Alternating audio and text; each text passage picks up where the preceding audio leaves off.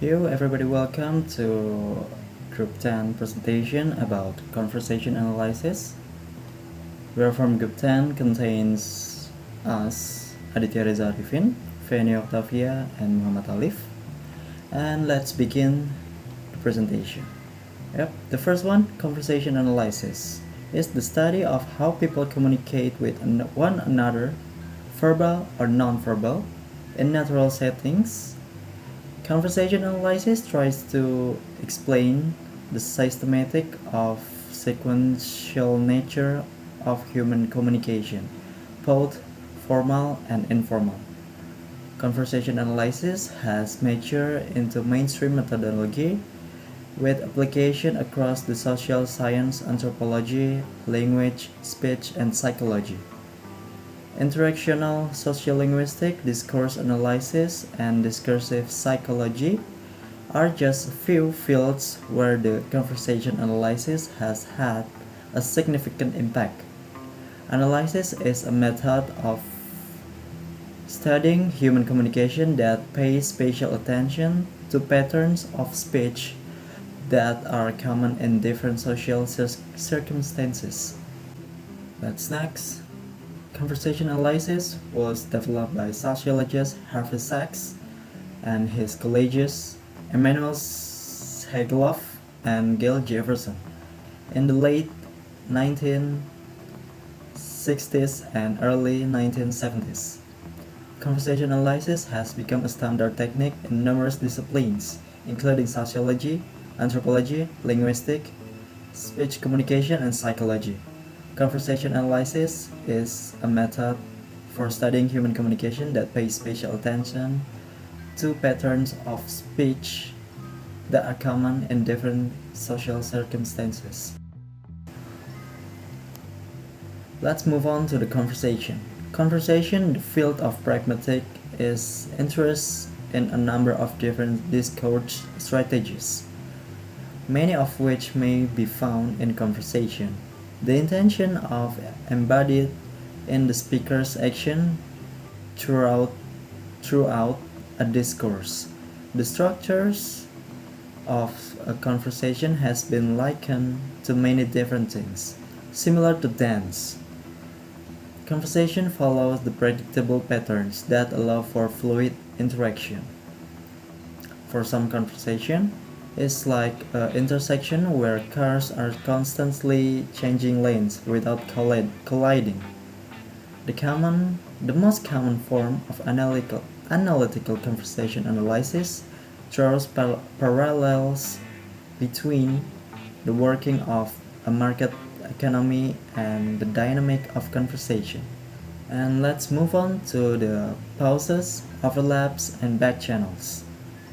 Transition with long silence between turns or with extensive overlap, both speakers trying to speak at the same time, are generally considered unworkable in conversation because they make the another person uncomfortable and the substance of the conversation cannot be heard in its entirety. Often, conversation consists of at least two people taking turns, with one member speaking at a time. The smooth transition from one speaker to the next seems quite noteworthy in this regard. When two people try to have conversation and finding that there are no smooth transition to their conversational process, there is much more being communicated than what is being said. Let's move on to the next slide. In conversation, the speaker must get an answer to what he said.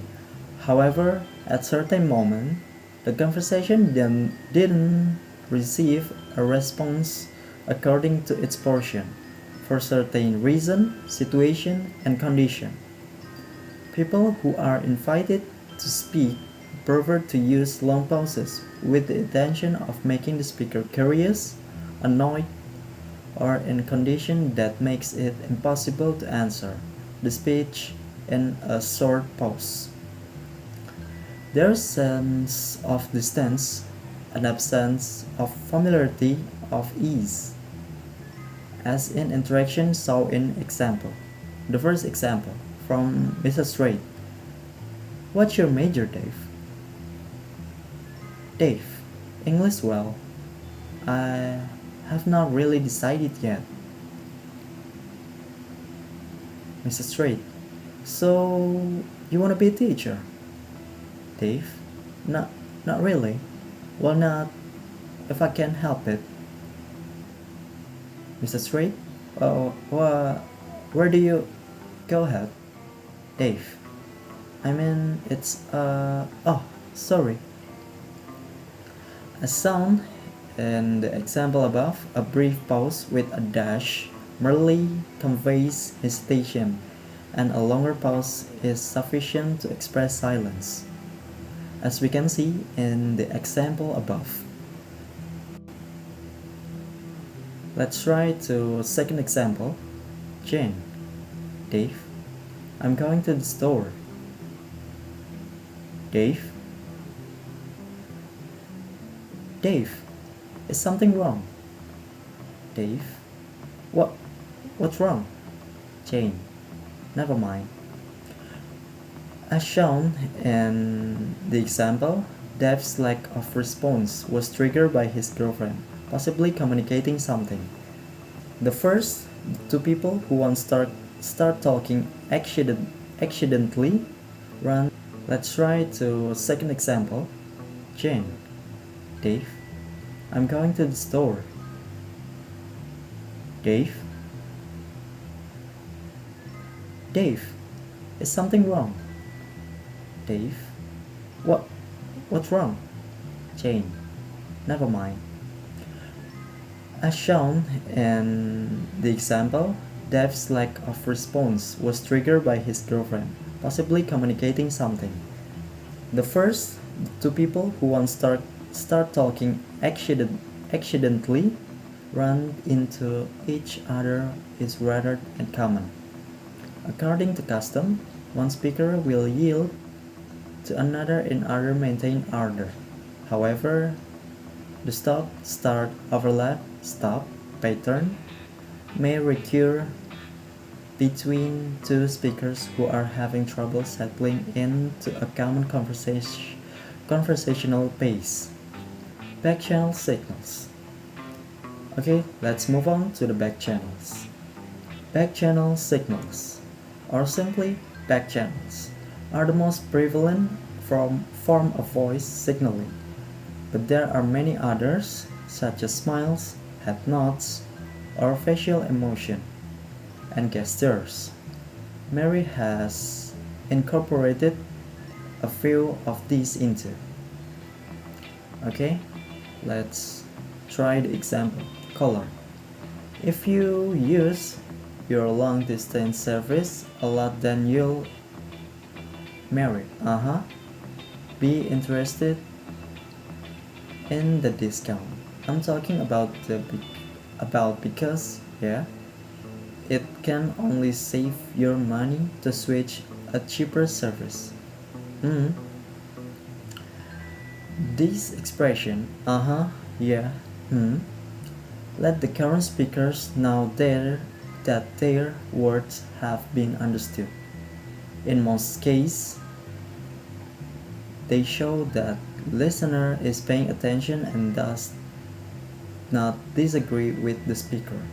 And for the next slide will be explained by my friend. Thank you. As answers pair, despite difference in style, most speakers seems to find a way to cope with the everyday business of social interaction.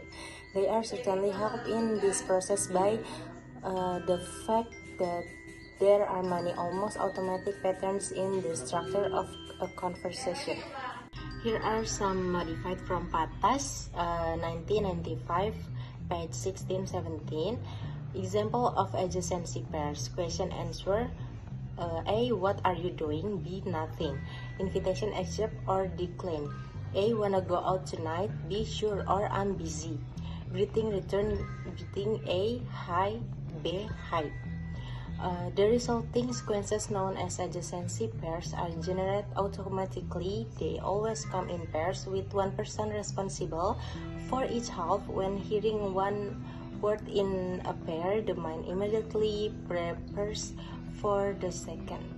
When adjacency pairs is inserted into another, that is an insertion sequences. However, this pattern is not limited to question-answer pair. It may also be employed for other type of social interaction. The example, Jan, could you mail this letter for me, Fred? Does it have a stamp on it? Jan, yeah, Fred, okay. The reception delay in example created by the insertion sequences is one of a kind indication that not all first sights necessarily except the kind of second sight that the speaker might have anticipated. Preference and structure. Adjacent pairs are not meaningless jumble of data. They stand in for a variety of social behavior, not all of which are created equal when they appear as the second half of pair. A plea or offer made in the first portion is usually made with the hope that it will be accepted in the second. There is more support for acceptance than rejection. Preference in the term of this type of structural probability. This does not refer to the thoughts or feeling of any particular person, but to a social, divine, structural pattern, rather than being a subjective desire. In this context, preference refers to a consistent linguistic pattern. The preference structure delineates between activities that are preferred and those are not. The preferred next act is the one that follows the established pattern of the story, whereas this preferred one is the one that divides us from that pattern. On the first part, we have assessment, invitation, offer, proposal, request. Second part, there are preferred and dispreferred.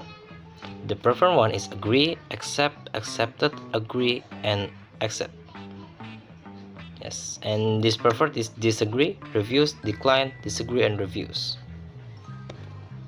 In the second part, the preference structure delineates between activities that are preferred and those that are not.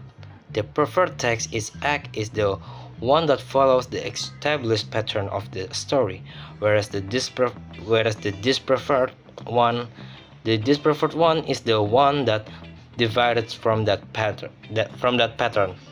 When requests or offer are seen as the initial component, acceptance is the preferred action and refusal is the dispreferred action. On the first one, we have the example of can you help me, and the second part is sure.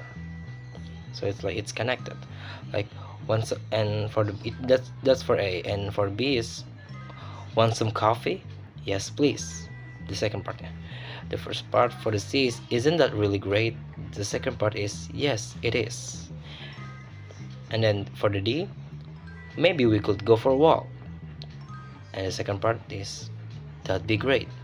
Just imagine that no one responds to any of the first section in the instance in the example, and we will have a good idea of how expected the preferred second portion are. One way of looking at this, it is that when the second person is in an adjacency pair is silent, it always a sign that they could rather not respond. The last is conclusion.